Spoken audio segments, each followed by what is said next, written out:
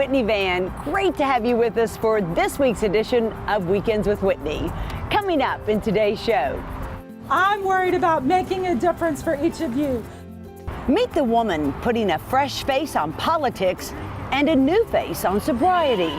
Find out how she's turned her life around and how she's planning to do the same for Louisiana.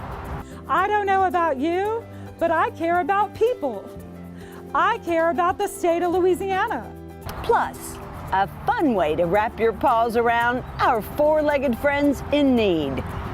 Then Dr. Nick shows us why self-care is more than bubble baths and meditation. If we've created a good, fun, enjoyable, really interesting, achieving, purposeful life, what are we escaping? But first, meet one of Louisiana's rising political up-and-comers and see how she hopes to shape Louisiana's future.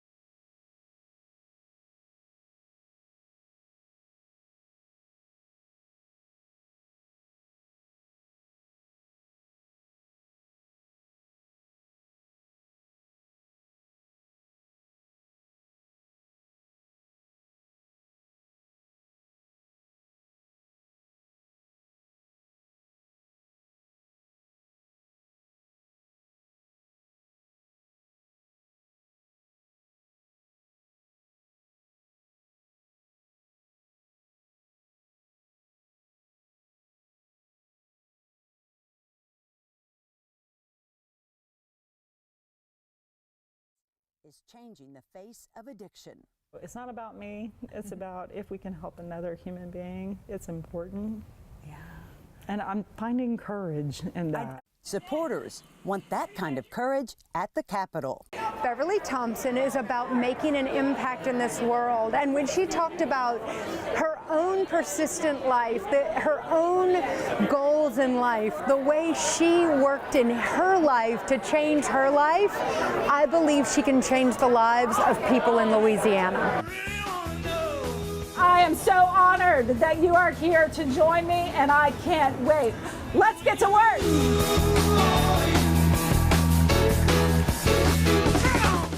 Much like nationally, the face of politics is changing across Louisiana. And now, a quick look at how we can have some fun together and help our four-legged friends. A positive fundraiser that'll have tails wagging and pet owners smiling who can't afford their medical care. Organizers Janet and Courtney know the escalating need. Veterinarian care has really become expensive. You know, the medication is expensive. It adds up quick, especially when it's health issues that you don't really foresee happening. Many pet owners have to give up their pet for adoption, or worse. They'll have to put their animals down because they can't afford the surgery that could save their life. Sadly, it's happening more often. There's just a growing unwanted animal population. Euthanasia is at the highest levels ever. To save those lives and the heartache, they're having an evening full of food, wine, and shopping. We're having a wine tasting and food pairing provided by the Bulldog Pepper Jelly Girls. You need to come out and meet Kim and Cindy there. We're going to have you and, of course, Karen from Channel 9 being our celebrity pours. Fans of six-time Grammy winner Casey Musgraves can bid for tickets to her sold-out September concert in New Orleans. She's got two shows in September, one on a Friday night and a Saturday night, and whoever wins those tickets, they can choose which night they want. We're really blessed that her management team directly out of Nashville donated those tickets for us to help raise money. Animals unite people. That's how Janet and Courtney met. Sweet little Rocky, he's a Rottweiler that I was helping foster through the Friends of the Animal program. Great people over there on Highland Road. And Courtney was the one that finally chose Rocky to be her animal, and we became friends through Friends of the Animals. We've just been best friends ever since. Caring for man's best friend can be especially hard for senior citizens. They fear they have to give up their animals because they can't afford the vet bills. And so those on fixed incomes, we can't help everyone, but on a case-by-case basis, we learn of a specific need, and if we have the funding available, we try and help those senior citizens with their vet bills because that's their family. And there's a lot of animals not getting proper care because their owners can't afford it. You can come to the rescue and have a doggone good time this Thursday from 6 to 9 at Lakes at Highland Clubhouse in Baton Rouge. The more money we can raise and the more people we can help. If you'd like more information or tickets, head to their Facebook page, Positive Enforcement Project, or call 413-4414. And still ahead, Dr. Nick shows us how to create a life we don't have to escape from as Weekends with Whitney continues.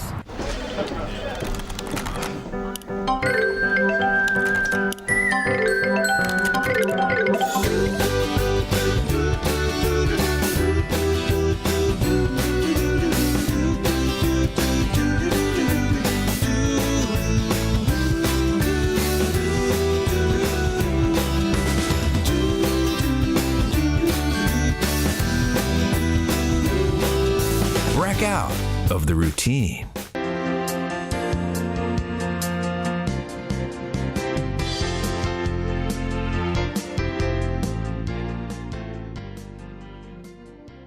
Self-care is not all about retail therapy, great bubble baths, lots of meditation. It's more, and Dr. Nick joins us to explain why. Just let me be clear that self-care can include bubble baths and golf and retail therapy. Yes. But I read this just a couple of weeks ago, Whitney, and it has been my meditation prayer every day. Self-care is really about creating a life that you don't have to escape from. And that is so profound. And it's profound because it's not saying that, oh my God, I must not have a life because I'm escaping. It's really focusing on, is it escape? We can create a life that includes a lot of things that might appear to be escape, but they're really part of our life, like taking a week to go to the beach, turning off the phone at 5 o'clock. Huh? Listening to great music. Self-care is not about escaping from it. What could be escaping from it? Looking for chaos. What could be escaping from it? Complaining about work. What could be escaping from it? Alcohol. Drama. Just seeing the worst in everybody. Escaping is not just worrying. If we've created a good, fun, enjoyable, really interesting, achieving, purposeful life, what are we escaping? But if it's not, we can find all sorts of ways. And you'll spend your lifetime doing that. People get so mad, and I try not to say it, but there are so many times I want to say to someone, you've got to get a life. But it comes across like, how dare you? And I don't mean it that way. I mean it in the sense of, why do you need to go look for the chaos? Why do you have to bring up something that happened 20 years ago in the marriage? What's happened to today? Right. Stay here now. Part of this also reminds me of the segment we just did with Beverly Brooks Thompson. Yes. 11 years sober, she decided she was going to rework her whole life.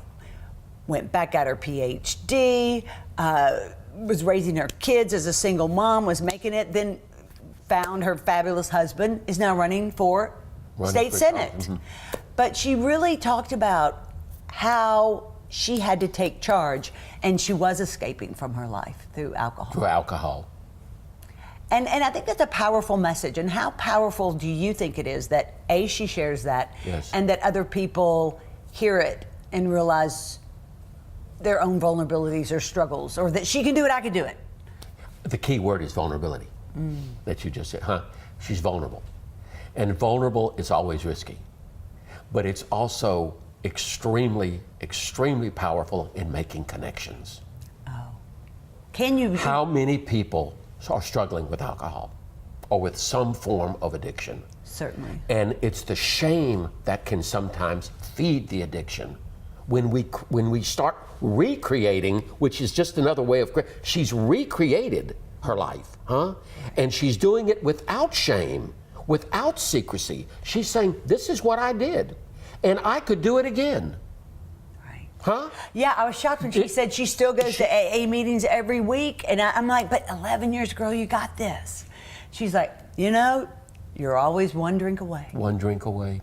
And the mentoring aspect of it too is empowering for her and for other people, and it's part of the tenets, isn't it? Like you have to give back. Yes. Help keep pulling someone else up. And I picked up also a kind of a sense of, and I think it's real. The first step we talk about is being powerless. I'm powerless over alcohol. Okay. Powerless doesn't mean I don't have power. It's just I don't have power over alcohol. Well powerless doesn't mean I don't have resources. Yes. Right. We really need to think about this. I'm all about powerless, but it doesn't mean that I don't have some power in life to recreate my life. Right. I was talking to somebody last night. I was at an event, and we were discussing Beverly being so open about what she is doing. It was her campaign kickoff. And she said, because in Louisiana you can be a lot of things, but when you say that you have a problem with alcohol, people here really don't connect with that very much. They don't respect the fact that you come out and say, hey, I have a problem, I'm not doing it anymore. I thought that was interesting because I've never really thought of it in those terms. I've never really thought that. I've just always thought it's like any other addiction, and people are very understanding. But Anyway, it'll be interesting. Yeah, she is putting a new face on sobriety. She is. And you know, I'm reminded of that movie, Terms of Endearment, when she says, I'm not an alcoholic, I'm Irish. and And I think Southeast Louisiana particularly would like to say, I don't have a problem with alcohol. I live in Southeast Louisiana. Yeah. And it's a kind of a bit of a denial because there really may be a problem with alcohol. Well, you know, what this person was saying, they were like, you know, many people don't trust anybody who they can't have a drink with. They're like, I'll trust if you can have a drink together, but if we can, I don't know if I trust you so much. So that is interesting. There is an environmental aspect to it. I remember when I was working with the military, and I think I told you, I was in Colorado Springs, Colorado. Nobody drank. It was water and bicycles. Now, I'm sure there was probably alcohol, but I didn't.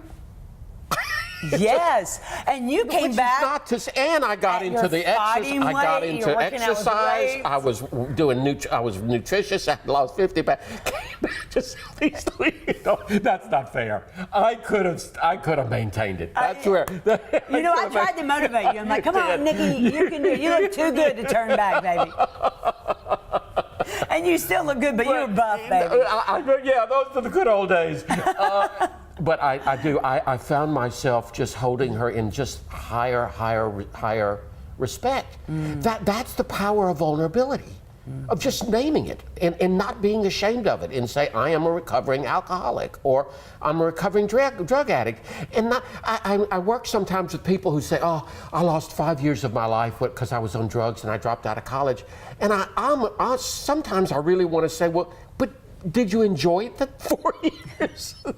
and really, they'll look at me like, well, you know, I guess they really weren't that bad. I was just crazy. I said, you were 19, you were 20. It was your first taste of freedom. You went crazy for a while. Right, but you're not crazy now. She's off of it now and in recovery and doing well and recreating her life. And I'm like, let it go. It was 19. And don't we all have to go through those periods? I mean, it can be an adolescence or it can be another time where we don't always make the right decisions. We're rebellious. We're maybe not doing what's best for us. I mean, you hope we don't go to class. Yeah, you hope, maybe it's not always 4 years long, but we've all had those chapters in our lives where we were a little irresponsible. Yes, and a little cuckoo. I'm working with an adolescent who's really struggling, and I always love to do this because I always think it's important. So I always stand in the middle of the door, 1 foot outside and 1 foot in. Okay. And I'm like, how do you like living like this? I said, come stand here, 1 foot in this room, 1 foot. She said, that's really weird. I said, well, that's kind of where you're living. Oh. In between childhood and adulthood. So you're going to be a little crazy, and you're going to explore, and you're going to experiment, and you're going to want to do, and we just have to track it and make sure that your exploration is also in very good things. That's part of the recreation. I see. That I think she's into. That's personal. Oh, absolutely, absolutely. But when I say exploring, not to take it off of her, because I do think she's powerful, but it's also, it doesn't always have to be drugs and alcohol to explore. We could also explore what it's like to go to the food center and help serve food. Oh, absolutely. That's experimenting. Right? Or that could even be part of one's recovery. Absolutely. Acts of kindness and service and purpose beyond. That's why I just think it's so important to stay in some form of service. And by the way, she's making statesmanship come back. You're right. It's not. I didn't get the sense that it was about politics. It was really about service. Absolutely. Statesmanship. Absolutely. And we could always use more of that. Absolutely. A concern for the common good, a concern for real, how do we make this world work? Yeah, I'm reminded, and I tell people often, anybody who is just in their own head too much, in their own problems, and they're just wallowing, I'm like, you're not doing enough for other people. If you want to forget about your troubles, or your anxiety, or whatever path you're on that you think isn't working right, just go help some. Go help other people, and you will find yourself back on your track before you know it. You're creating that life that you don't have to escape from. Oh, that's right. It's like if you're too focused on yourself, you're escaping from your life. I know it sounds so paradoxical, but it's true. But it's true. It is paradoxical. Too much time on on my worrying, huh? That's right. Or whatever the angst is. Too much, and I'm not living. Right. Thank you, Dr. Nick. And we'll be right back. That's your line. I'll share. More Weekends with Whitney after this.